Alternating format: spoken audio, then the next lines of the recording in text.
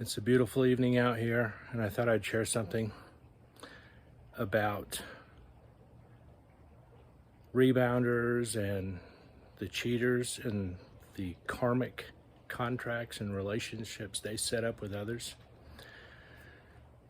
A poem came to me many years ago when I was going through divorce.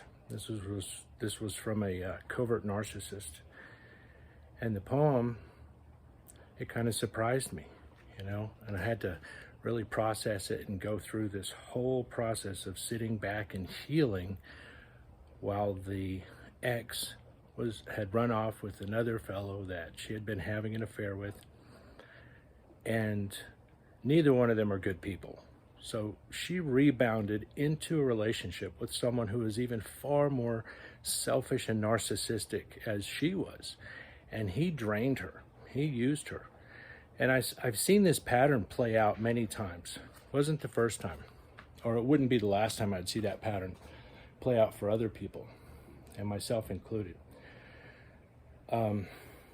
So when these people do that, they essentially screw up their whole spiritual balance so much that they put themselves in a karmic contract with someone who is sick and selfish, and they both know what they've done. They both cheated on another partner. They broke a sacred bond between those two people. Remember the 5 stages of bonding in one of my other videos? You can find that in there.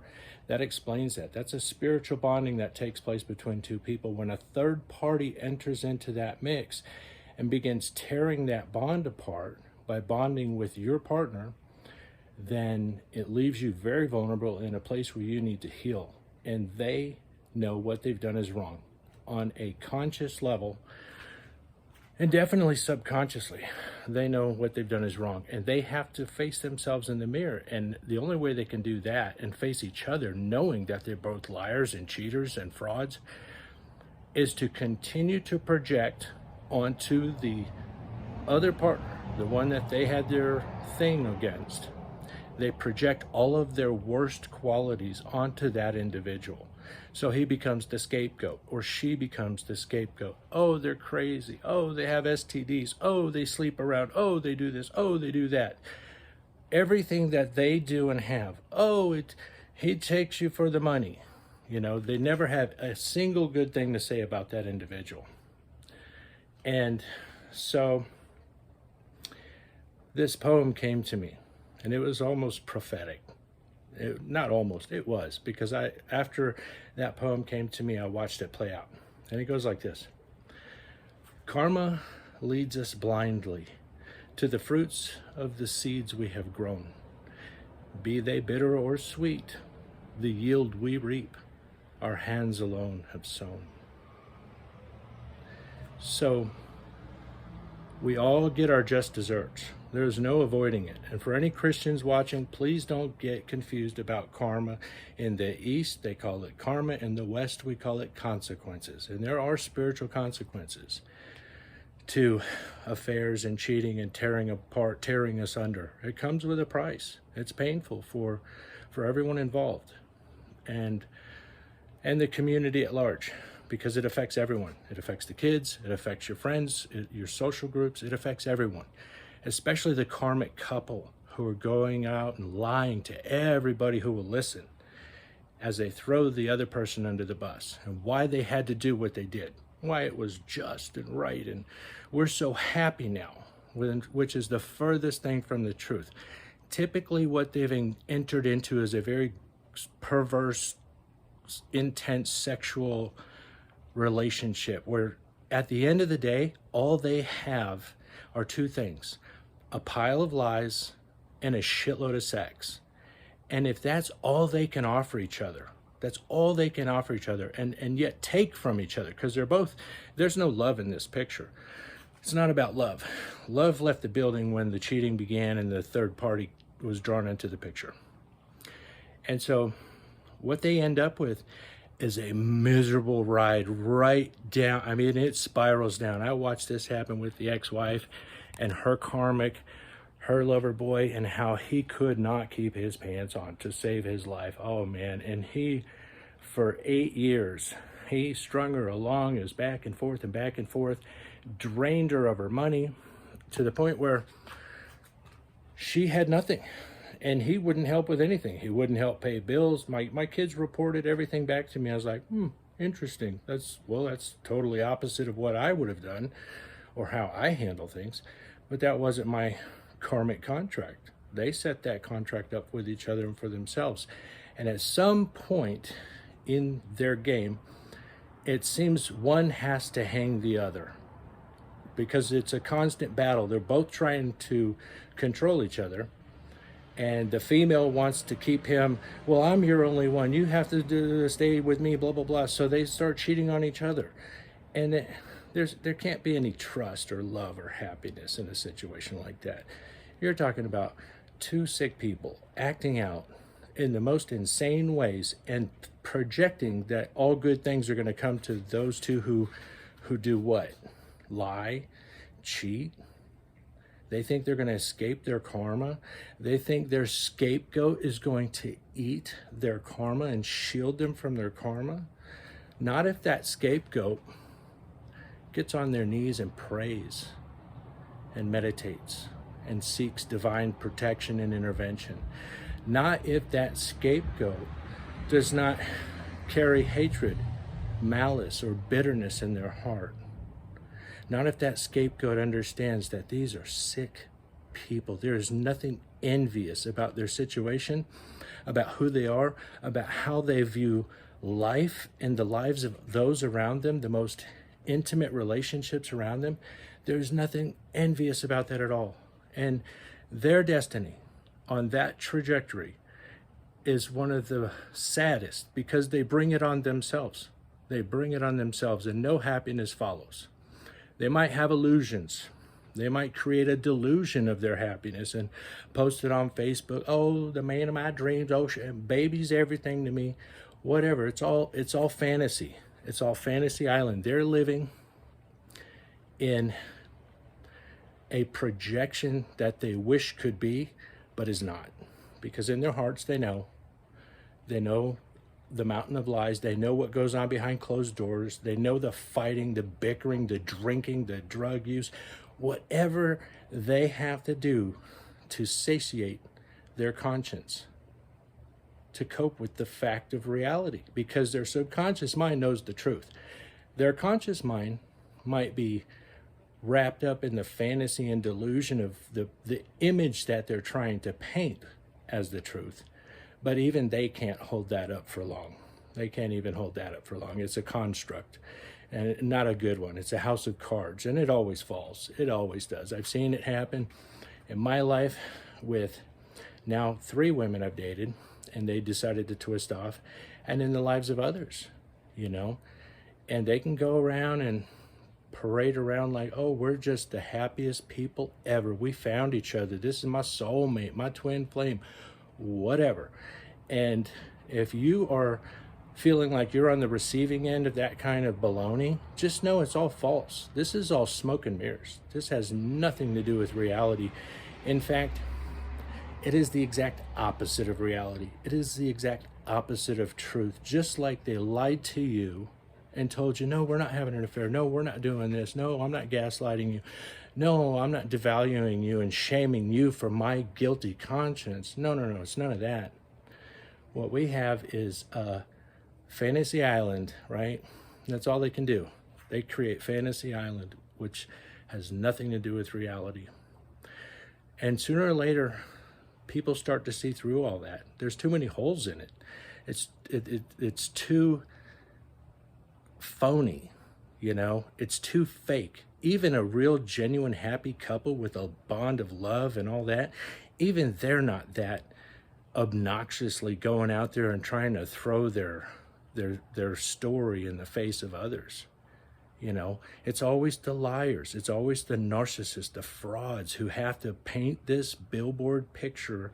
This is what reality is. Don't y'all look behind the billboard and see the truth, that we're all miserable. We hate each other. We're fighting with each other like cats and dogs. We're stealing from each other, cheating on each other, lying to each other. Oh no, we're going to make the other one the bad guy. We're going to project onto them everything that we're doing, right? It's like the cheating spouse. What do? They accuse you of cheating, right?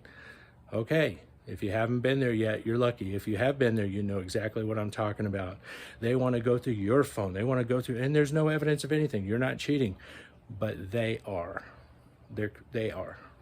So their conscience manifest this illusion, this fear, this control mechanism that says you're the one who's cheating on them. And they're going to prove it. And they never do, because there's nothing to prove in most cases. But I hope that helps someone. So the moral of the story is, remember the poem. Karma leads us blindly to the fruits of the seeds we have grown. Be they bitter or sweet, the yield we reap, our hands alone have sown. So you keep sowing good seeds so that you get the good fruit. And that means prayer, meditation, self-care, be of service to others. That's such a healing act right there in itself. And there's many ways you can do service work with churches, hospitals, volunteer work, things like that. That's a safe environment to do that. And then also gratitude. Count your blessings. You were spared. You're not living a karmic contract with someone you don't trust, and all you have in common is you like sex. Yeah, sex, oh boy. Like, that's all there is to life. And you know what follows with sex like that, right? It's more cheating. If they'll cheat on you and your mate and get you to cheat, they'll cheat with anybody. Anybody. They'll get it wherever they can because maybe they have a sex addiction. And when people are like that, hypersexual, STDs always follow. I mean, not 100% all the time, but, you know, they're pretty common. And so you want to avoid these people. You don't want to get into relationships with these people. You don't want to be a rebound. You don't want to rebound with somebody. If you have a marriage, work on your marriage. Work on it. Be humble. Look at yourself. And, you know, maybe, I got this 7-year itch and I'm going to twist off and not do a gratitude list and not look at all the qualities of that person. And maybe they have some flaws. And if you can communicate with an open heart and they're receptive, then you guys have a place to work from. But I can tell you this, whatever pain you might be in your marriage, it will be 100-fold if you're thinking to break those bonds and go shack up with someone else and run off into the forest and do, you think it's bad now. You have no idea how bad it gets when you sign up to a karmic contract. Think about the type of man or woman, think about them, that would cheat with a married partner, that would disrupt a marriage. What kind of person is that? What is their moral, do they have a moral compass? Do they have a conscience? If they don't have a conscience in that situation, what on earth makes you think they're going to have a conscience with you later? Think about that. And so it's a lot easier to be humble and look at our partners and try to start over. Try to nurture that bond that you have, because the consequences of failing to do that is so painful for the whole family. It ripples out into the lives of everyone who knew you as a couple, and it creates doubt and division in the community. It affects other marriages. It brings insecurity. It brings fear. It sows the seeds of fear and confusion. I think we've had enough of that in society. Maybe now is the time we grow to be more humble. Be more humble. And in the process of that humility, that relationship, that marriage, that love, you'd be surprised, that love can actually grow. It can expand. It can have more meaning and significance than it ever had in your relationship. But you have to be willing. There's programs like Re-Engage at some of the churches that help couples to re-engage their marriage, re-engage their spiritual house, re-engage, put God at the center, or source, or whatever you want to call it. I don't think it cares. I think it cares that we just call it. So I hope that helps some people out there. And if you're on the end where they've run off and they're with a partner, you know, just know this. Just be patient. Work on yourself. Keep healing. Don't take them back, because they're going to try to rebound with you at some point when the wheels are falling off on that relationship. But the deal is they brought this on themselves. Don't shield them from the consequences. Don't insulate them from what they created themselves.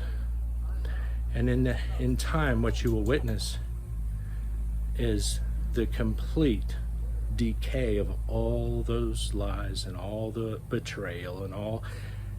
Those people are unsustainable. They can't maintain that. You know, they're not happy. They're not going to create a happy union. They're going to create a hostage crisis with each other as each other's hostage. You know, and it's all abusive. It's all insane. So don't envy them. They might talk a good game on social media or with mutual friends. Fact of the matter is, they got nothing.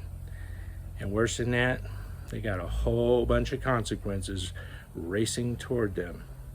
And they will. And if you heal, the faster you heal and disengage, the faster those karma consequences arrive. Oh yeah. Oh yeah, they get their just desserts. They come at them in lightning speed. Anyways, that's not our problem. God bless.